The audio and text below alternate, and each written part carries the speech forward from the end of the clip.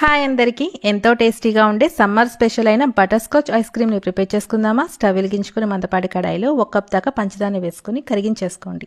దీంట్లోనే 1 table spoon బటర్ని సన్నగా తరిగి పెట్టుకున్న జీడిపప్పు పోలుకలు వేసేసుకొని మిక్స్ చేసేసుకోండి. ఇప్పుడు దీన్ని బటర్ పేపర్ మీద కానీ ఆయిల్ గ్రీస్ చేసుకున్న ప్లేట్ మీద కానీ ట్రాన్స్ఫర్ చేసుకోండి.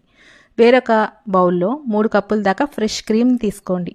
ఈ క్రీమ్ని మనం బాగా బీట్ చేసుకోవాలి. మీ దగ్గర బీటర్ లేకపోతే మనం మిక్సీ కూడా పట్టేసుకోవాలి. దీంట్లోనే 1 కప్ దాకా కండెన్స్డ్ మిల్క్ని యాడ్ చేసేసుకొని బాగా బీట్ చేసుకోండి. ఇలా క్రీమీ స్ట్రక్చర్ వచ్చేసాక దీన్ని పక్కకు పెట్టేసేసుకొని మనం ఇందాక పంచదార కరిగించి పెట్టుకున్నాం కదా, దాన్ని చిన్న చిన్న ముక్కలుగా కట్ చేసేసుకొని దంచుకోండి. ఇలా చిన్న చిన్న పీసెస్లా తయారైపోతుందండి.